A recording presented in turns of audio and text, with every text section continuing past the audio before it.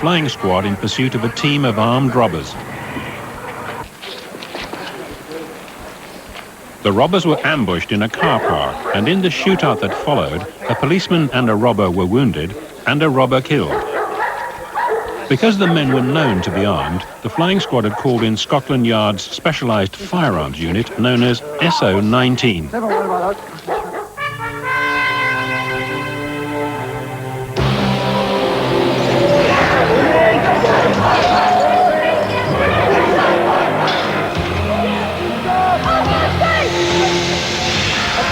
Attack, go! Attack, go!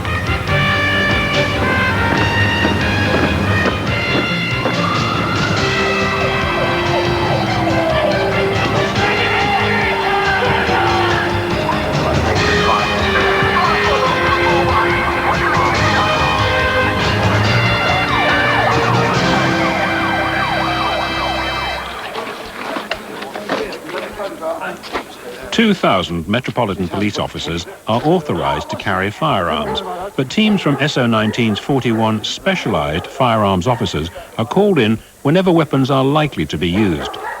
The occasions when SO19 have opened fire have never reached double figures in any one year, but when they do fire, they aim for the chest. Someone who was shot in the leg, shot in the arm, can still pull a trigger on a gun, can still shoot. And so what you have to do is to try and hit the point that you think is most likely to stop, and medically the chest area is the area most likely to do the most damage and cause the most shock to stop that act. Okay, Bob and I went on a recce last night. It's a job that's coming from a DI over at Wimbledon. One of SO19's most frequent roles is to make arrests of dangerous suspects. David Thurston is the bloke we're after. Their tactics are surprise and overwhelming firepower. If you have a look down the weapons side, it's interesting to note that he carries a handgun, a sawn-off shotgun, which is used in the past. He also carries a knife down the back, somewhere around the waist belt area. The incident that he was involved with, the ABH, is where he's used a Vicks Sinex nasal spray container, loaded with ammonia and other stuff, to squirt in somebody's face. In that incident, also, the subject of today's operation is subject 2, which is the girlfriend here. And she glassed somebody at that incident. So again, she is potentially dangerous as well. We're going to run a twofold operation here today. The first aspect is going to be the firearms team, us, and the second aspect is going to be a drugs entry to the premises that's shown on the briefing sheet there, which will be conducted by D.I. Ellis and his team. From the OP, we should get a sighting of subject 1, possibly on his own, possibly with subject 2, coming out of a communal entranceway there and coming across to a motorbike, which, referring down to the photograph here, is parked alongside the fence by the blockhouse there. Once I've put the attack in, Phil, I hand that over to you to control the scene on the ground. Okay, when you're ready, call up to me and the arrest team will come out of OP1, across the road. Under your directions, you can hand the prisoner over. The team drove past Thirsting's address to confirm he was still there. Motorbike's there, everything's in situ. Fire receiving. Yeah, we had a good look, and the Mike Charlie is in situ, over. Clive, initially we will go on your word of command, over. Yes, be prepared for the comms to indicate subject out, but it's still not to be an attack, over. All received. Clive from Rob. Rob ahead.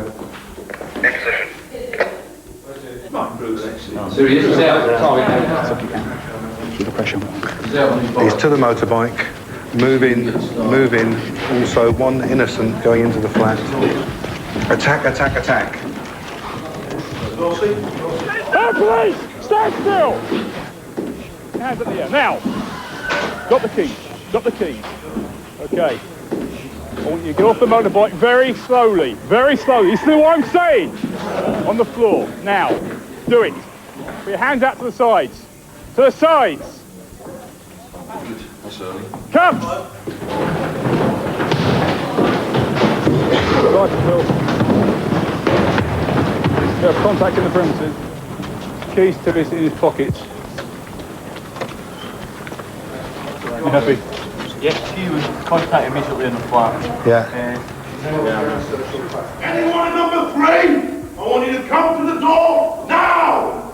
That's just a candy camera. What you know? Turn it and make the What's it all about, Dave? What's it all about? I know.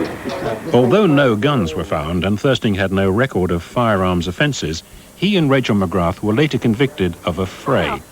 He was sentenced to 9 months in prison. She received a conditional discharge for 2 years.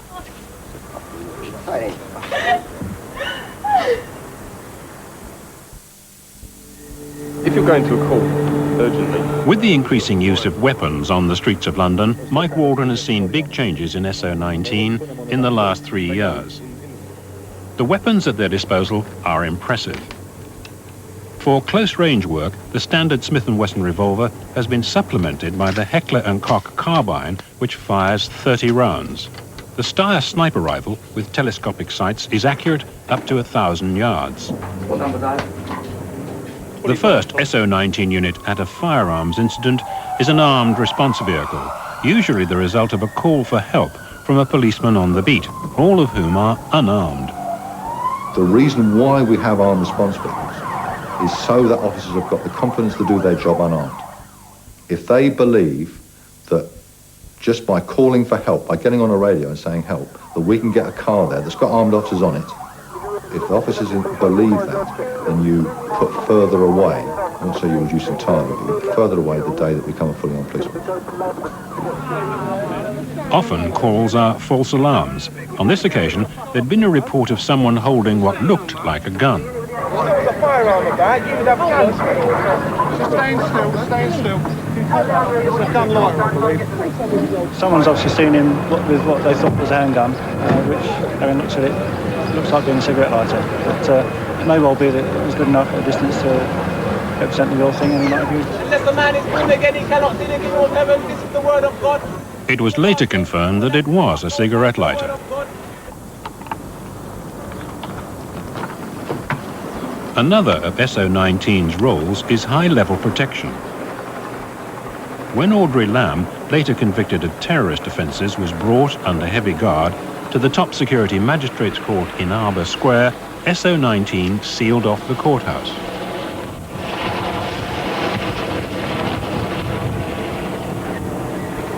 In the 1990s, a heavily armed police unit is a necessity, but there is concern about what control is exerted over them. The actual major control on the police in this country is in fact the law. Any officer who fires a shot, points a gun at anybody, shoots somebody, is answerable to the criminal law for his or her actions. And that is the final arbiter of whether what we do is correct or not, the criminal law. Political sieges put SO19 under the scrutiny of the world's media.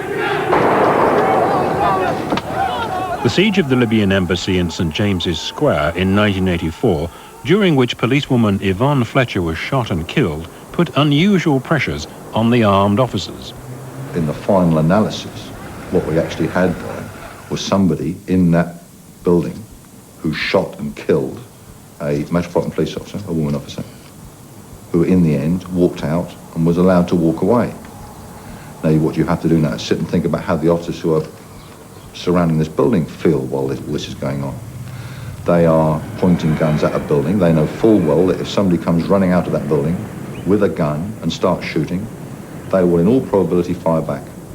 Now that's just not local. That's just not going to be something that happens and it gets reported on for a day or so and then goes away. Everybody who was there knew full well that if somebody came out of that building with a gun and started shooting and they were shot, that wasn't just a London problem or a problem for this country. We talk about an international incident that has just happened, and the responsibility for all that is placed fairly and squarely on the shoulders of the single armed officer who was going to fire the shots. That's a major responsibility we're placing on them. After a siege lasting 10 days, the embassy staff were allowed to leave the country.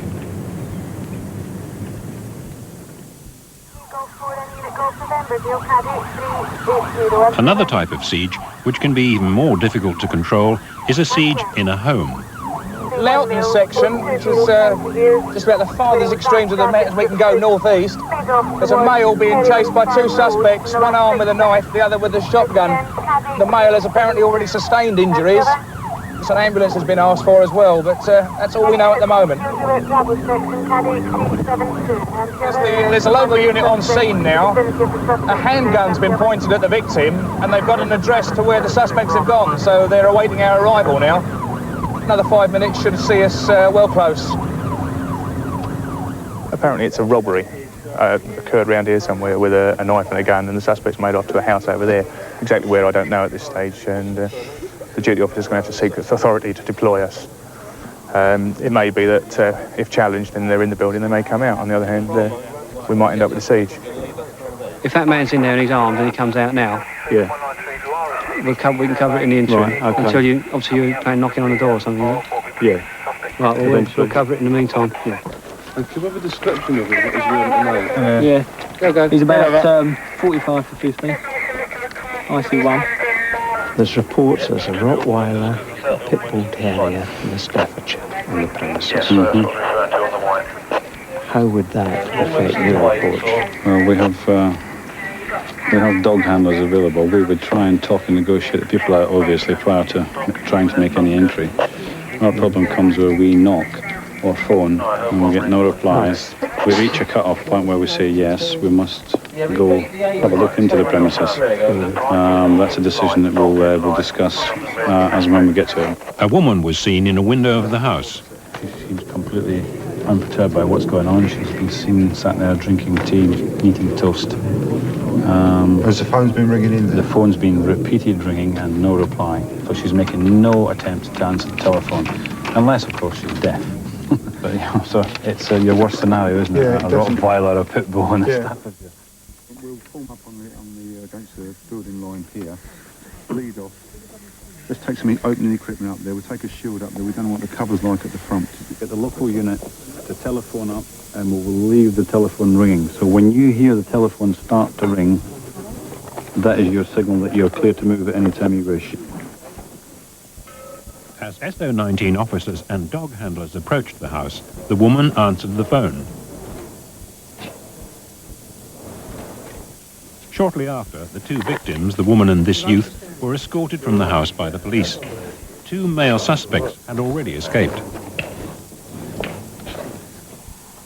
you hear what I'm saying to you? Come back and talk to us. There's no need for it. Come out and talk to us. You've been talking to us. SO19's constant training is as realistic as possible to create every situation they may encounter.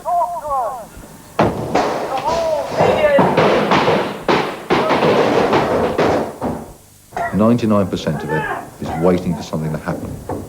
Then you'll get a few seconds of adrenaline high. Then you've got to come down after it. It isn't constant adrenaline. Does fear play a role? Well, fear is what triggers the adrenaline. We all need to be slightly nervous in order to do anything well. And fear and the pumping of adrenaline is a natural reaction to some dangerous situation. If you don't have it, if it doesn't happen to you, then there's something wrong with it.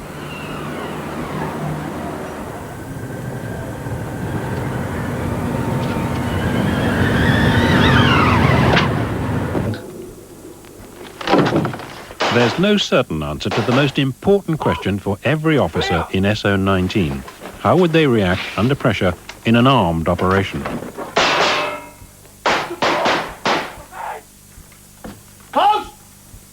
The only person who really knows, or thinks they know, what the answer to that question is the officer himself or herself. They must know that themselves, or think they know the answer to that themselves. But there's no way that we can tell, purely as a result of training for definite, 100% guarantee, how any officer is going to react to the real thing. Listen carefully. You're surrounded by armed police officers. I want you to come to the top of the stairs. Now! When they come into the department, we have a non-stop monitoring process of how officers get on in armed operations. Some can take to it easily, some are quite calm. Some don't react well at all and find the whole thing overwhelming. The officer leading the training exercise is Tony Calley. He's been in the police for 12 years, the last 6 in SO19. It all boils down to your own training, your own professionalism. You work as a team, you know you're part of a team, the team's there with you. Everything that we do is planned. We look at it from a tactical element. We don't go in cold. You are going into a confrontation with a person that is armed and possibly dangerous, or probably dangerous. At the end of the day, if it all comes down to it, it's going to be you or him. And you've got to stop him from doing whatever he's about to do. So if he's going to take someone's life, then you've got to stop him from doing that.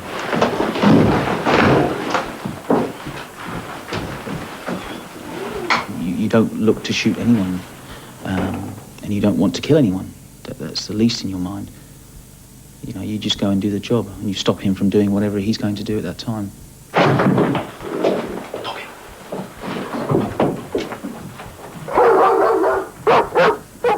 If the ultimate ends in having to take someone's life, then that's the job that you've undertaken to do. I don't have any problems with that. At the end of the day, you can only do your job, and that's what the training's all about, isn't it? Professionalism and working as part of a team. Nice and slowly. Turn to your right, face the wall, hands against the wall. Feet apart. There's a major post office just in there, right, and there's a footpath under here. One of the most sensitive operations for SO19 is the arrest of an armed suspect in a public place. In July 1992, SO19 were called in by the flying squad who had information that 2 men were planning a series of armed robberies on post offices in South London. Surveillance teams following the men believed that a robbery would take place that day. It's a matter of which way around we do it. We get 2 cars on the man who's actually going to do the business with the post office, and 1 on the getaway. What car have they got? It's a black Mercedes. Phillips will be driving. And which is the needle man? Little will be the dangerous man. Right. He's the one that's going to the thing. Yeah. There's a guy by the name of Dewar. He did 17 post offices all over the southeastern area, right? And they're redoing every one of the post offices that he's done. The difficulty is, you see, I mean, I'm assuming that that's where they're going to be. But they could be anywhere. You know? I mean, they might just have another changeover vehicle there. By 2 o'clock, the surveillance team realised that the suspects were not going to commit a robbery that day. But inside, the question is, what were they doing this morning? Well, it could well be, if they've had a meet in that hotel, the Albion. They're talking about the Albion some time ago, weren't they? Perhaps it's Albion Road, Albion Hotel. If he was in that hotel, they got the suitcase. They got a suitcase, a holdall. That's target 1. And target 2 had the same briefcase and the same holdall. Hello, Jen. Where are you? Believing the men to be armed and dangerous, Searchfield decided to arrest them anyway. How far are they ahead from Bexley? Where are they now? We'll pick the best spot, okay? Come in. The ranging van will come from head on, basically, and the Granadas in the rear. Hopefully, we won't take them to something like the shell garage. We'll have shops down both sides that we can shut down. The danger is, of course, if they're bomb burst down the vehicles, they can go for the shops, okay, in there. So the rear Granada has got to go either side of the pavements, shut those pavements down and move down the outside. The front Granada is a straightforward rear challenge on the car. We'll deal with the rear of the vehicle. The Range Rover will draw the attention of the vehicles by coming straight on, quite simply, almost head on to the vehicle. If they try and go round, Ash, yes, it's for you to block off whichever way they go. Yeah, if they try and get round us and there's a gap, close it. Okay? It's really easy. The plan now is hopefully to take him on the road outside in an area with minimum public, minimum risk to public along that lines. It's very open, so we've got to be very careful when we do take him. We used a Range Rover, which is armoured, to come head on and draw all the attention in the vehicle to the front, allowing the unarmoured vehicles to the rear to block his rear and then deal with the actual challenge of the vehicle itself. If he starts to shunt that car, then Mitch will take the tyres out. Okay? If he's stationary, no. If he starts to shunt, yes. Looking ahead, Yeah. Yeah. where the car is coming on now, Yeah. about there, Carl will go straight at him. If you come up on the left-hand side and stop him turning to his right. When you come down the offside, you might want to put the vehicle in right up tight so you can close his doors for him. So he'll be passing their arse on, won't he? All that. If he wants to go out, if he wants to go out and shoot him now, there's only one person on offer, isn't there? Yours truly. And if they're directly in front of him and I go alongside him, you know, to close his doors down, then he can't go anywhere, you know, I'm going to be directly opposite him. And so are you.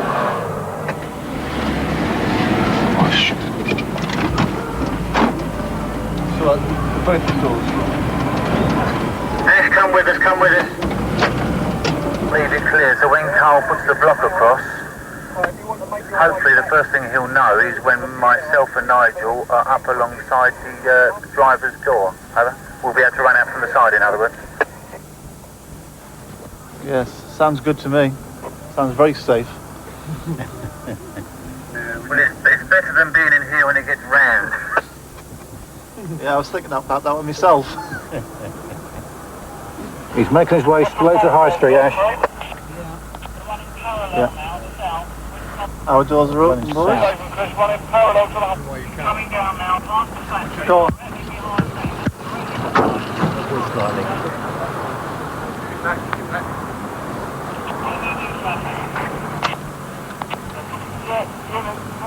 Wait. Go back. Go back. Stay down. At the traffic lights. They're at the traffic lights. You can't see it from here. Get out of the way. Quickly. Come on. Quickly. Lights to green. Quickly. Here we go. Rat, dash.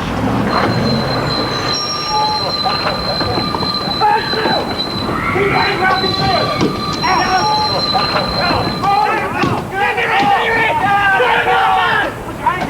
Exactly where you are!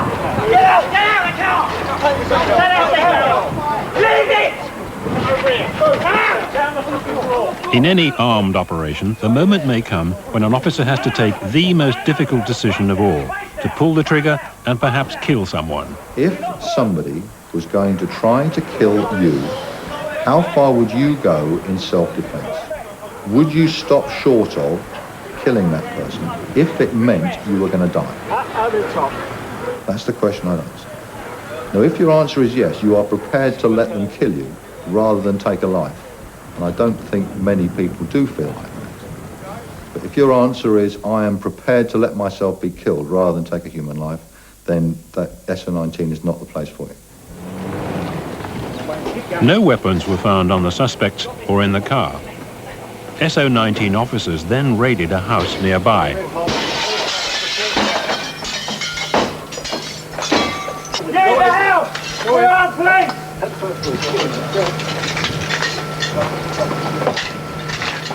On police!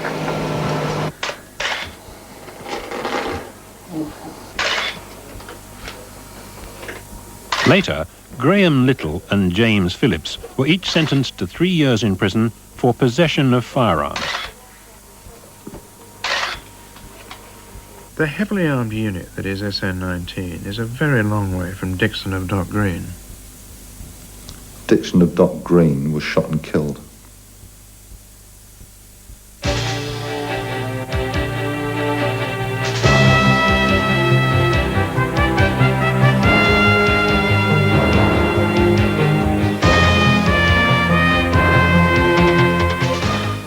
Scotland Yard returns next week.